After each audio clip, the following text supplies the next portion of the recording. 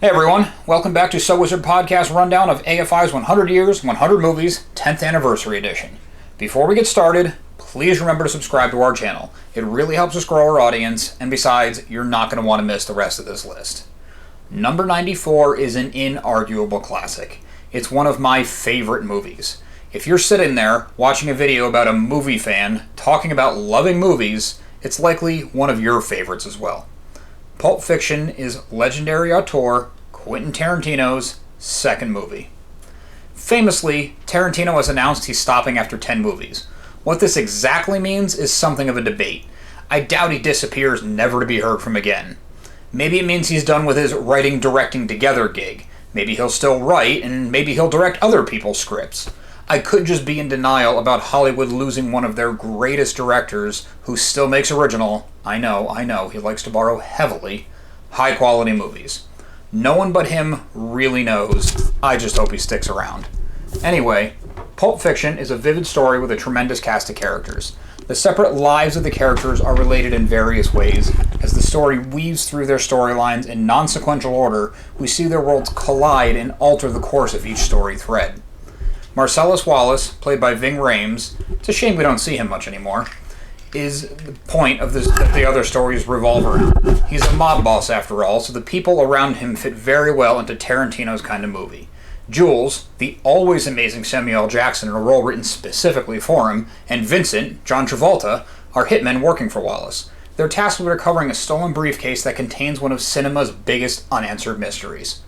Vincent is also asked by Marcellus to take his own wife, Mia Wallace, played by Uma Thurman, out for an evening while Marcellus is out of town. Many leading ladies of the day read for the role. Thurman even turned down the role, but Tarantino wanted her so bad he called her and read the script to her over the phone until she agreed. And probably goes without say, but I think it worked out pretty well for the actress and the trajectory of her career.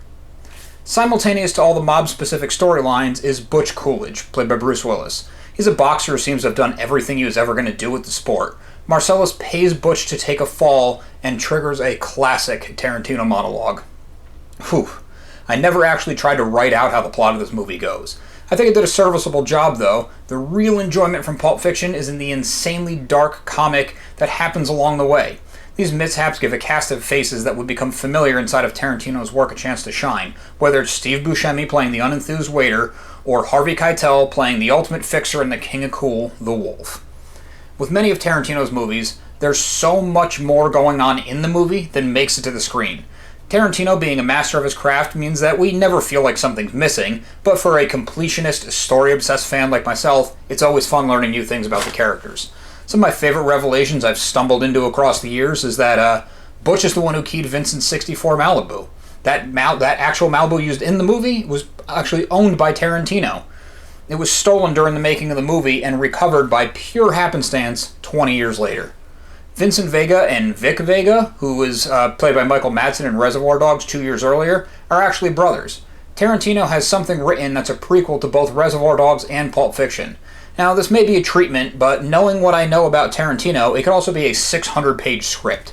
The prequel would follow the two brothers on their adventures in Amsterdam, the trip Vincent talks about in Pulp Fiction. This story idea that will likely never see the light of day in any form would not have been possible if Madsen had taken the role. Vincent Vega was written for Madsen. As Tarantino hammered away at the script, Madsen expressed interest in the role and said he wanted it. When it came time to make Pulp Fiction, Madsen was committed to Wyatt Earp. It's tough to say that he kind of screwed up because Wyatt Earp is a great movie in its own right, but it's also kind of hard not to say he screwed up when you see what Pulp Fiction and Tarantino turned out to be. Not to mention, I don't think Madsen's all that talented, and I've heard he's not a great person to be around. Speaking of people who aren't great to be around, Bruce Willis was a big name at the time Pulp Fiction was made. He needed some coaxing to take the role, however. Harvey Keitel had to prod him into taking the role as Butch because Willis was upset that he didn't get the role of Vincent Vega. Butch was originally supposed to go to Matt Dillon. Willis came onto Pulp Fiction after a series of box office flops. His name was still marketable, but we've all seen how hot and cold the movie business can be. Willis's name on Pulp Fiction inflated the budget a bit, but it was also a massive draw for audiences. And despite the rise in the budget, the foreign rights to the movies were sold before a single frame was ever officially screened, making the movie profitable before it was even out. And most of the people attribute this success to Willis's name being attached. And since the movie did so well, Willis's name was also re-elevated.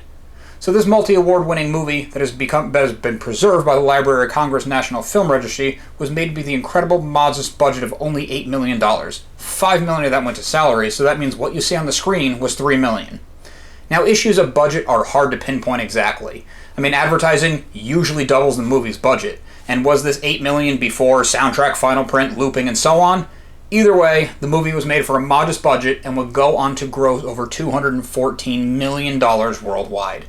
Pulp Fiction was nominated for 7 Academy Awards, and it won Best Writing for the Screenplay. It was also nominated for 6 Golden Globes, where it won Best Screenplay there as well. It went on to win a total of 70 awards, including major prizes at many industry-leading film festivals. Some critics had issue with the content and language of Pulp Fiction at the time, but it's clear that audiences put very little stock into these complaints. And now, can we really talk about a Tarantino movie without covering the soundtrack? I'm not the biggest music guy, so I'm not going to spend a ton of time on this, but the soundtracks are almost as iconic as the movies themselves. You can only hear a few lines from these songs without getting a vivid memory of the scene that it's tied to in a Tarantino movie. Do you ever hear Dick Dale's Miserlou and not think about this movie? If you said yes, you're a liar. Chuck Berry's You Never Can Tell, which was used for that kind of overly long dance scene, was one of Tarantino's mother's favorite songs. Uma Thurman actually went up to Tarantino and said that she didn't like the song and she didn't think it worked for the scene.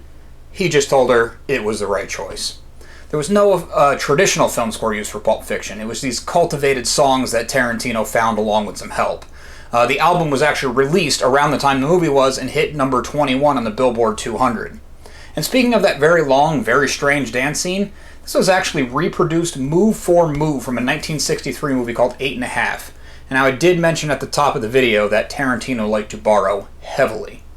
All jokes aside, Tarantino is a legendary writer-director. His movies will be a legacy that lasts generations. His love for movies comes through in all of his work, and Pulp Fiction may be the pinnacle of everything he has to offer. This is in no way a knock on Tarantino, because even Tarantino's worst is better than most people's best. There it is, number 94, Pulp Fiction on AFI's 100 Years, 100 Movies, 10th Anniversary Edition. I'll say it once again, I am shocked this wasn't ranked higher. I'd also be shocked if we didn't see Tarantino's name on this list again. Thanks for watching. Make sure to subscribe to our channel. Also be sure to listen to So Wizard Podcast wherever you get your podcasts. So Wizard Podcast can be found on Patreon, where for as little as $1 a month you get multiple monthly bonus shows. Check out SoWizardPodcast.com for reviews, recommendations, all new merchandise, and more. We love hearing feedback, so leave something in the comments or drop us a line on social media. All of our accounts can be found after the show and in the show notes. Tell us, what's your favorite Quentin Tarantino movie? Make sure you come back next week for number 93, The French Connection.